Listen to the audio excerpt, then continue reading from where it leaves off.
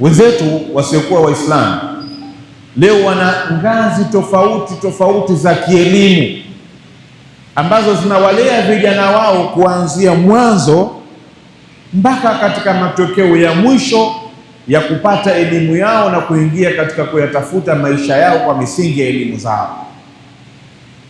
Nursery school zipo katika imani zao. Ukienda primary school wanazo ambazo zinawalea watoto kwa imani zao. Ukienda katika sekondari kwa maana O-level wanazo.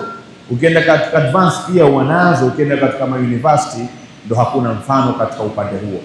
Mtoto akianza naye katika chekechea, amekwenda naye katika shule ya msingi, amekwenda naye katika elimu ya sekondari, amekwenda naye katika level ya chuo, kwa malezi ya kiimani waliokuwa nayo wao katika misingi yao, unadhani kijana huyu baadaye atakuja kukengeuka misingi ya dini yake?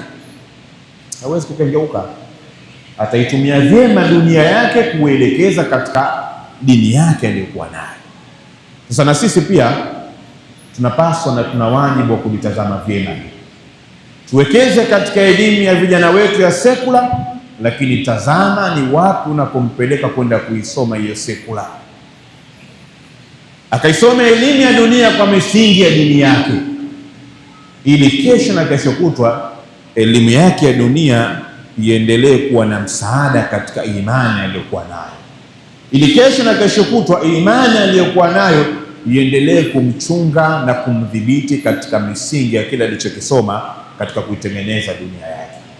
Lau kama tutayafanya haya, tutakuwa tumepungukiwa na kizazi kikubwa ambacho leo kimekuwa ni chenye kulaumu baadhi ya watu miongoni mwenu kwamba fulani ana uwezo mkubwa lakini haitazami dini yake, fulani ana cheo kikubwa lakini hatazami Uislamu wake, fulani ana mali nyingi lakini hashughuliki kuhusiana na dini yake. Kwa nini tunawalaumu? Yawezekana kule walikokosoma wao hawakupita katika elimu ya sekula yenye malezi ya dini yao. Yawezekana waliisoma sekula kwa jitihada zao. Yawezekana waliisoma sekula pasina mchango wote kupitia dini na malezi ya dini zao walizokuwa nazo.